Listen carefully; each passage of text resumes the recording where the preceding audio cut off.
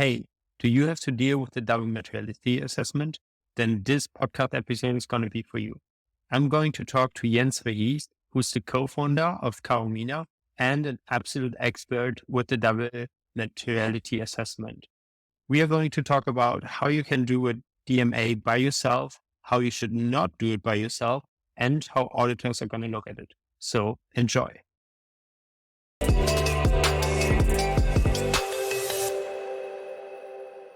Hi, Jens. Thank you so much for taking the time. For those of you that don't know you yet, can you tell us a little bit about what you're doing? What are you trying to achieve and how did you get there? Yeah. Hi, Daniel. Thanks for having me. So my name is Jens. I'm the co-founder of Karomina, and Karomina is a software company. So we have a solution that helps clients do the double materiality assessment in a much more efficient and much more scalable way. And then your question was like, how did we end up here, right?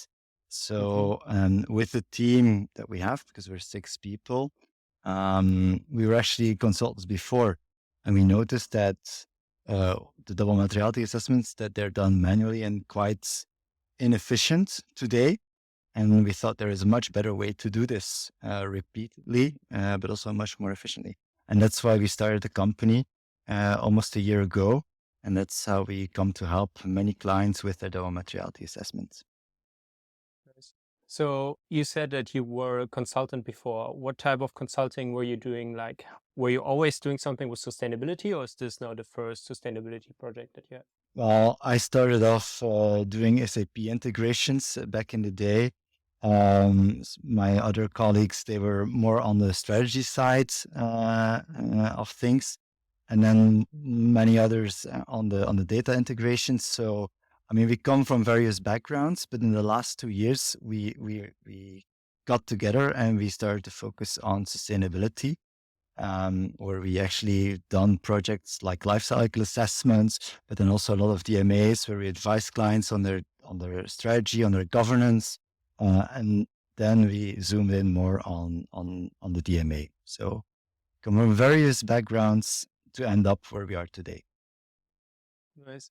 Was there a particular reason why you said, okay, now we have to do, so lifecycle assessment is not really the easiest thing, right? So No. how come that you were like, okay, this is exactly the problem that we want to solve, or did that just develop over time? Well, we noticed that there were actually 2 layers at which companies were becoming more sustainable. Like you have the bottom-up approach, which is then read through life cycle assessment. So it's really understanding your impact and very meticulously improving that. But we noticed that were discussions that all kind of always stuck to the bottom part of the organization. But then with the CSRD, that was actually a means to get the attention of top management and to really push things forward. And we noticed that they were moving at different speeds and they were getting different kinds of attention. So, and we felt as a team that even though that we are scientists and we are actually quite keen on the life cycle approach to it, that we would have more impact if we took the top-down approach. And that's where we kind of shifted. And now we're focusing on the double materiality assessment as really a starting point for CSRD, because there's tons of solutions out there that really help you with structuring the reporting and all of that. But the double materiality assessment is really the starting point. It's the beginning of the journey, and it was done manually. And voila, we thought, okay, we can actually do this with the skills that we have. We can do this much more efficiently. So voila, that's a bit the approach. Yeah. Sounds super interesting. I also get a lot of questions about the double materiality assessment because, as you said, it's the starting point. All the companies that realize that, hey, they have to comply with CSRD, they are trying to like find out what are the steps, what to do. And yeah, double materiality is there always the first step. In your experience, you said that you're already working with companies to do that. Like how are companies approaching that? What are they doing right now? What is the current situation that you see in the market for companies that have to comply with the CSRD and therefore do the double materiality assessment? Yeah, so we can basically make a distinction between 2 types of clients. Clients who have been active on the sustainability front, who have done their GRI reporting, or who have defined their SDGs, maybe SBTI targets. So maybe there's a bit of EcoVadis reporting. So we noticed that there are clients out there that have done different elements and that are now looking more to close the gap with the ESRS and so the CSRD in order to be compliant on that front. And then there's others that need to start from scratch. And so we notice, different levels of maturity, but they all need to, let's say, adhere to the same standards, the same requirements. So some start from a blank slate and others have a bit of a head start. And so we're trying really to accommodate both today by basically taking what is there today and building on that. And for others, we really start from scratch and guide and support them as much as we can. Yeah. And in your opinion, like the companies that have not done prior assessments or any of the standards, like you already mentioned that they try to do it manually. Can you tell us a little bit about how this looks like, or what situations you usually encounter?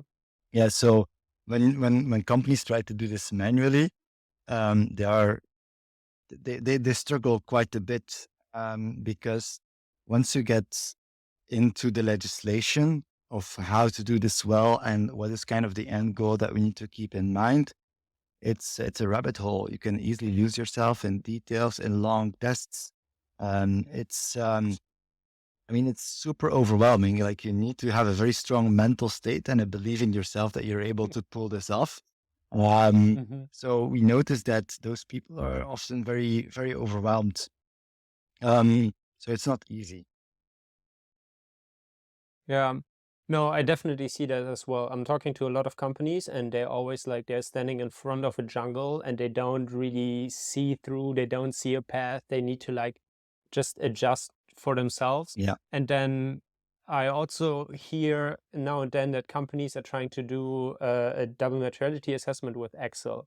Have you seen such companies that do a DMA like well with Excel? I think it's going to be a challenge, but I believe that's what most of them are using today in Excel. I mean, that's also how most of the big four today are doing it, right? And they have a quite big share of the market when it comes to doing DMA. So we're hearing all kinds of feedback, but usually it's not too positive because there's a few downsides on using Excel because it's really a process that you go through when you're doing a double materiality assessment. So you're really creating a funnel, but you kind of need to create all your content and to get and build that funnel. So you need to process vast amounts of data to create the IRO long list. You need to do your down selection of those. You need to turn those into questions. You need to define your different stakeholder groups. You need to check and validate with those stakeholder groups, like how would they score those different questions, those different IROs. You need to follow up on the status tracking of have I enough content to work with, calculating materiality scores, consolidating all those results from an IRO, individual stakeholder level across different data collection methods.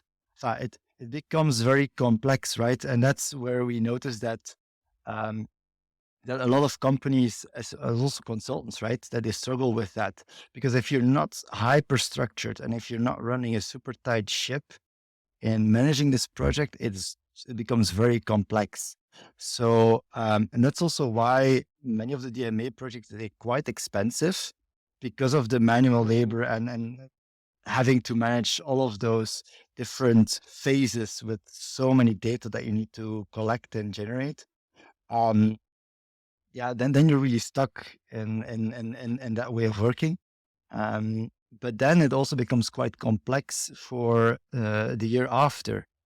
So next year you might want to do an update. You might have to do an update. There will be sector specific inputs, right? So then taking over and kind of building on that Excel that you initially had.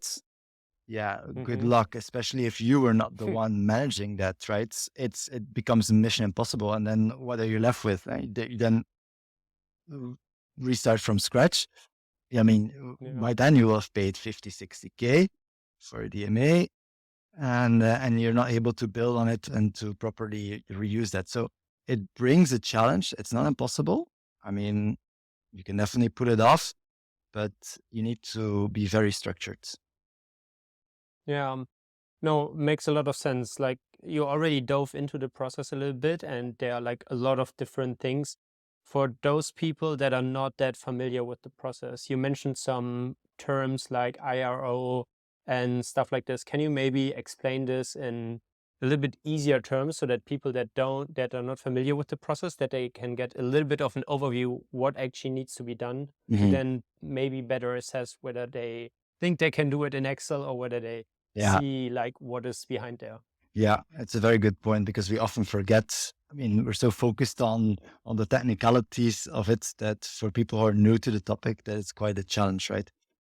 So maybe first step back. So what is double materiality assessment? So it's a process of defining what your material topics are in the ESRS framework, so that you know what you need to report on in your ESRS compliant ESG report.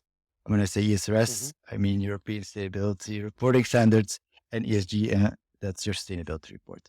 But so it's a process that starts with identifying all of your IROs, and IRO stands for impacts, risks, and opportunities. So impacts, you as an organization can have impact on the external environment. That can be positive, it can also be negative. And so, but then you as a company might also be affected by the external world. That's your financial impact, and that's your risks and opportunities. So you start off by identifying all of those. And there it's more a matter of quantity, to be very exhaustive into identifying all of them, and then narrowing those IROs down and identifying which are then actually material to you. So in the first step, you don't really rule out any impact, risks, or opportunity. You have that process, the DMA process, to guide you through and to do it accordingly, to then say, this matters, this does not matter. So once you have identified your IROs, the next step is to then assess with your stakeholders. Those can be internal, but can also be external, to identify which are the ones that actually matter. You can do that through surveys, interviews, focus groups. Like, there's different methods. But the thing is to make sure that you are inclusive enough, that you involve everyone who has a say in this, that you involve all those different stakeholders. And then you bring all the data together, you make that calculation on the IRO level, but then on a higher level as well, because you can have you have your ESRS topics, but you have subtopics and subtopics. So you kind of need to start to consolidate all of the data, and then there's a bit of a mathematical framework to it to define what is material and what's not material, and then you report on that. So that's kind of in a nutshell your DMA process. Yeah, I think that's always good to explain, because the whole process seems quite overwhelming if you're not familiar with it. So this definitely was helpful. The whole process that you just described, so the DMA process, how often do companies need to do that? Is it a one-time thing, or what is actually like the frequency of that? So you report on your double materiality assessment, you report on this on an annual basis. But you don't need to redo the full assessments every year. So there's a couple of internal triggers, I would say, that will make you redo your double materiality assessment, but there might also be external triggers. So internal triggers would be, for example, if there's a significant change in your activities, or if there's like new stakeholder groups that can be affected or that have an influence on you as a business. So we notice a variety of that. Another important internal trigger that we see is that as an outcome of your initial double materiality assessment, you kind of notice that some topics end up a bit in the gray zone. Like, is it material? Is it not material? Where you kind of need to take an executive decision. Are they material? Yes or no? And then, I mean, that's often the part that can lead to debates with your auditor, who needs to sign off on your approach and on your results.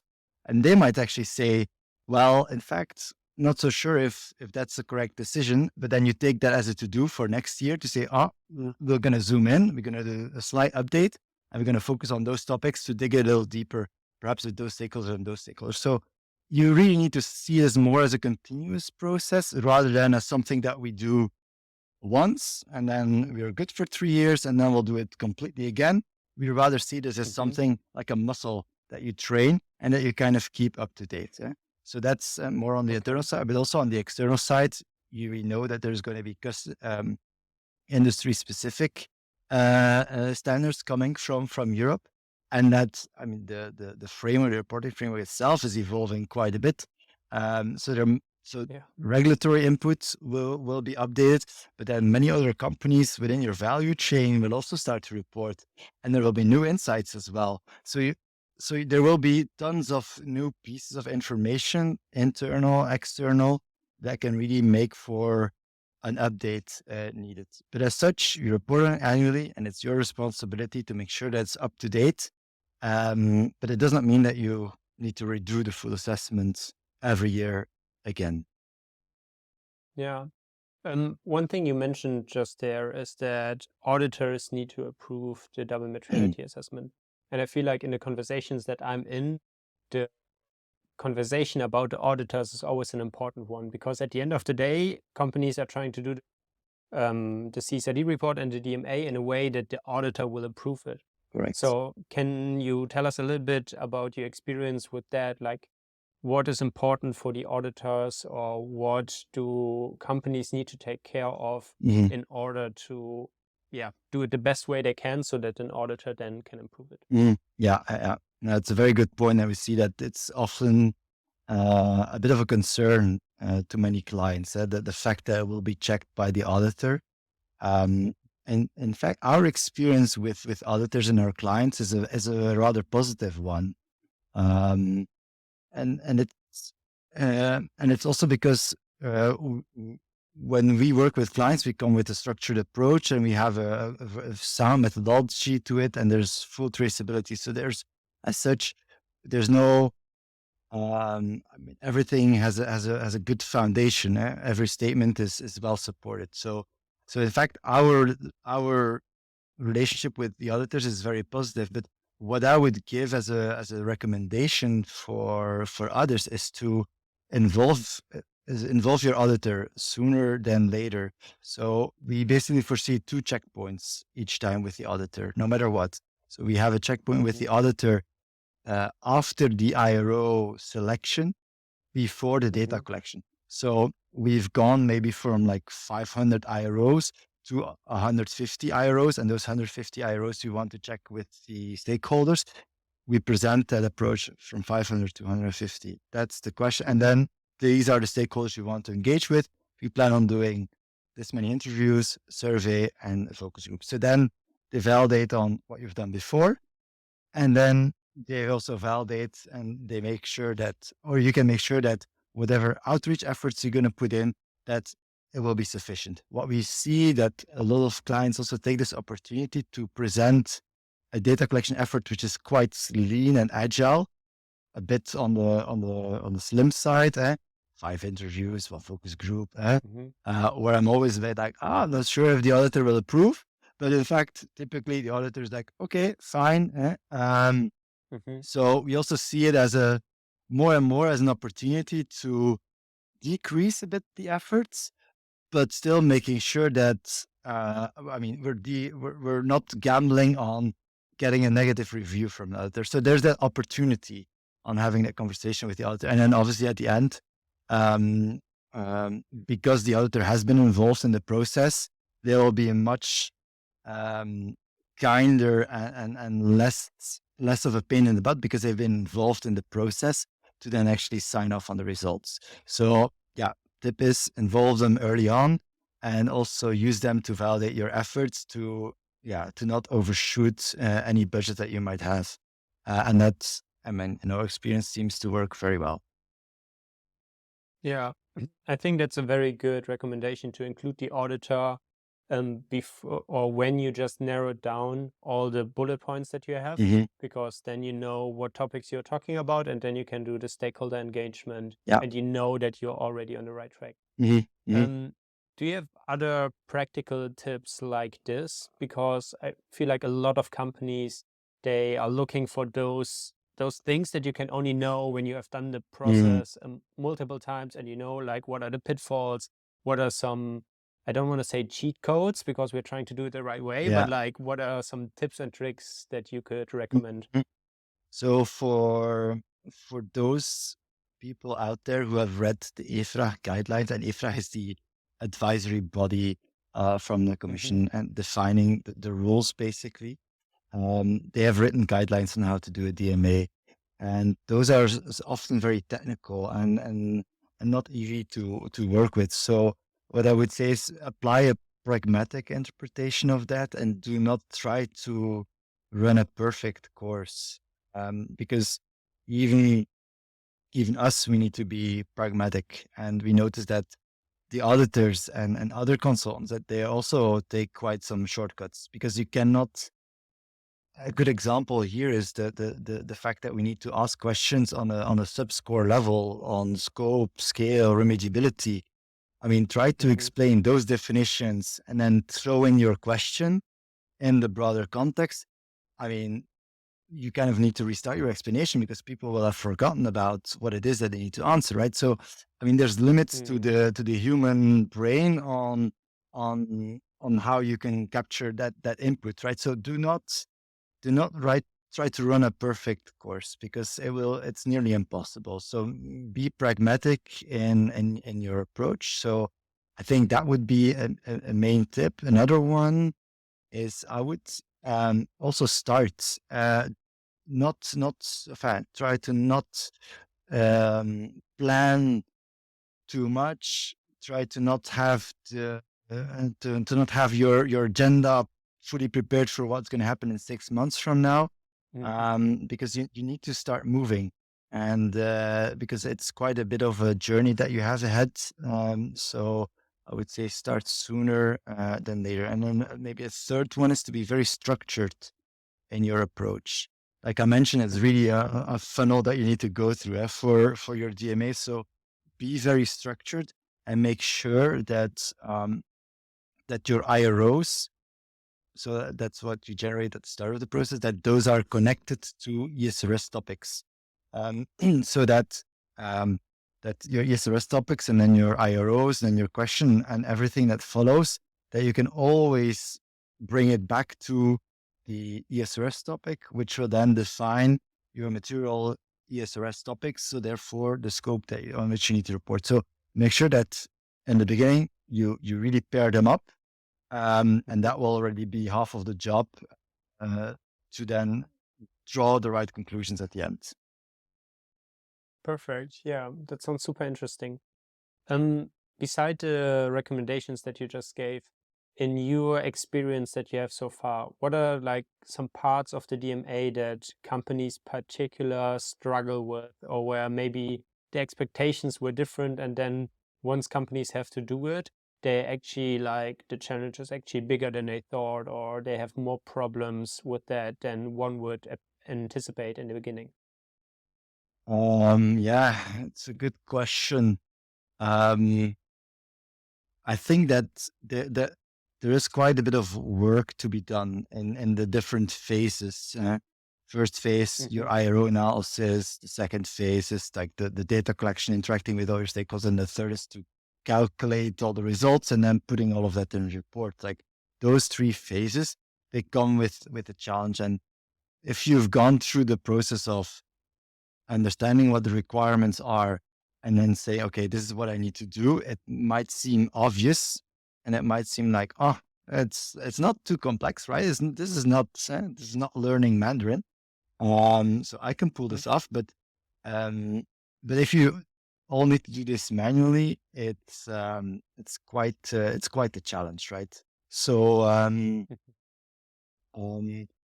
what I would say is that if you are not well supported, do not underestimate the workload. Do not don't be naive and think that you can do this um, between. There's a saying that we use, like, don't think you can do this between the soup and the potatoes. It's not gonna fly otherwise. Yeah. No, I think that's a good advice. That's also what I see with companies that I talk to that already started the process. They, even if they started early, like the double materiality process always takes longer than Mm. they thought. And then if you're already starting late, then it can get really into problems to like do the DMA properly and then go to the CSRD. So I think that's a good point. Yeah.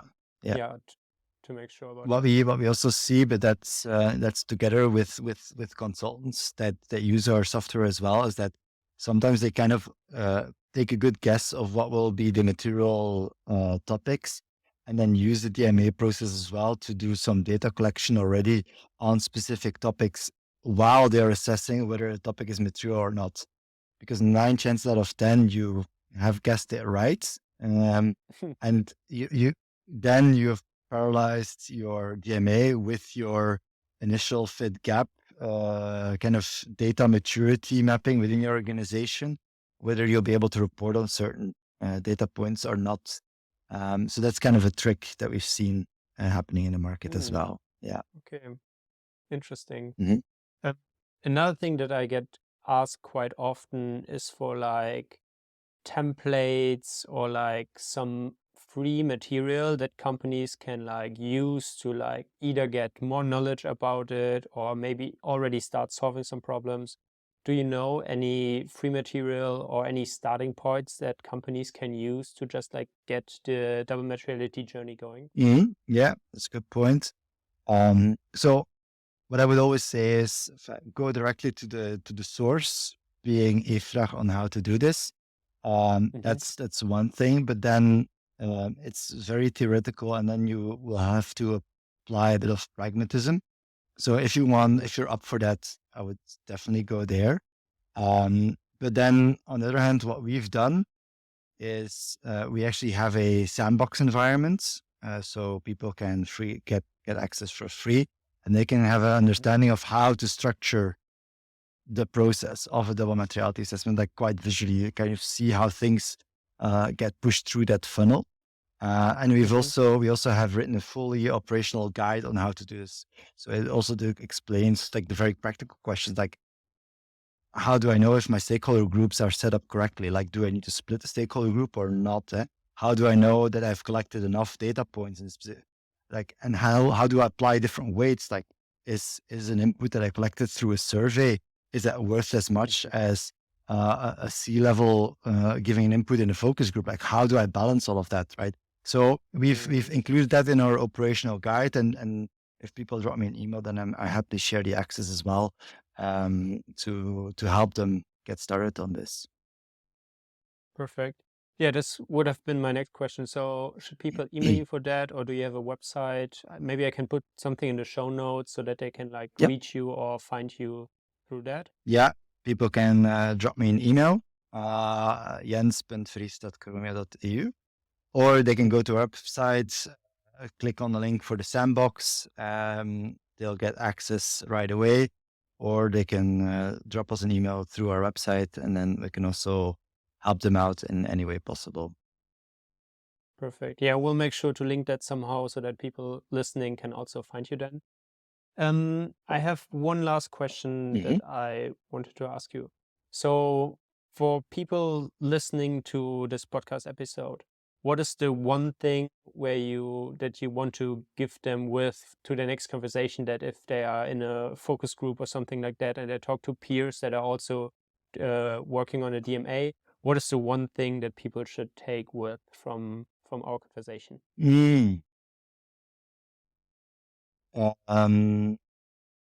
There's many different points that I could say, but maybe I would recommend to not make it too abstract and be quite pragmatic in the approach, because what we see that there's a lot of conversation out there that is really focused on complexity and the vastness of it, And to me, those are all, I mean, we touched upon this as well, but I prefer to focus more on how we can actually turn it around and push things forward. So do not be overwhelmed by the vastness and the complexity of it.